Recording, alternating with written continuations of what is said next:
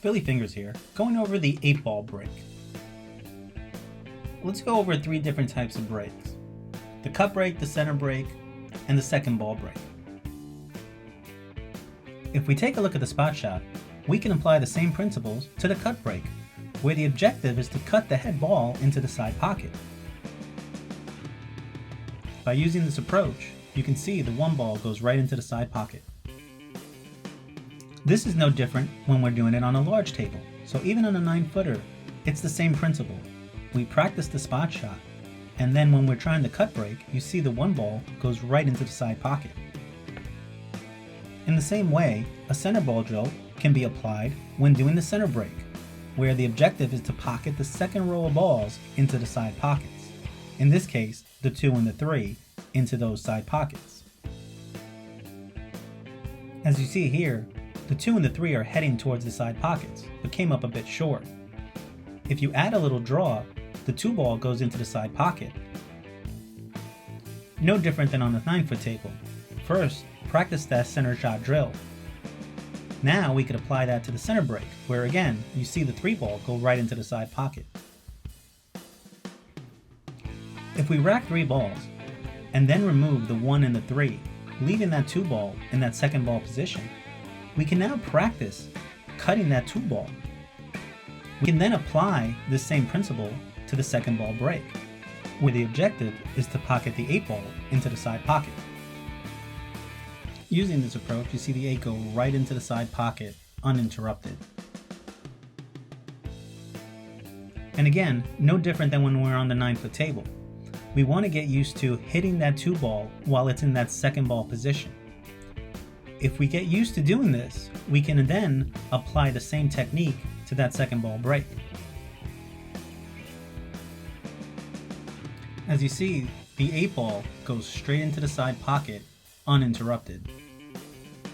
The key is simply to treat the break shot as if it's just a regular shot, if all the other balls are invisible and you're just hitting that 2 ball. So now as an experiment, I tried 20 racks to see what would happen. As you see, the first one goes in, the next one goes in, and there's several racks where the 8 ball just simply goes into the side pocket uninterrupted. Again, there's many factors in play here. Consistent rack, consistent stroke, consistent speed, but all things being equal, the 8 ball keeps going right into the side pocket, regardless if I'm at the left side or if I'm breaking from the right side. Truth is, the only reason the 8 ball on the break is hard is because we're not always playing with the exact same conditions. We're playing at different tables, different locations, different equipment. All this is really what matters. As you see, when I'm at my bar box at home, I can replicate the conditions and make the 8 almost any time I want. There are also times where we still have to get lucky, and as you can see, there are some examples where with a little help, the 1, the 6, they both bump the 8 and the 8 goes in. Here the 5 bumps it twice and it goes into the top corner. So yes, sometimes with a little luck, you can still get that 8, especially in a fluke situation like this one.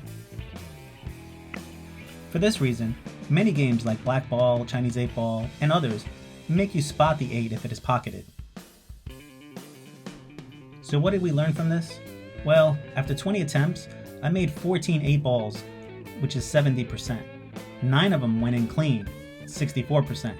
5 of them went in with a little bit of help, 35%, and 6 didn't go in at all, but I did make a ball on the break, which allowed me to continue playing. So this shows me 8 on the break is not that skilled of a shot. It's just a regular shot. Is it worth it? Maybe. It depends what rules you play under, and it depends. Do you have consistent table conditions? Do you have consistent racking, consistent stroke, a consistent shot? If you do, you can make the 8 on the break very easily. To put it simply, the break shot is just another shot that requires practice. That's my take on the 8 ball break. Till next time.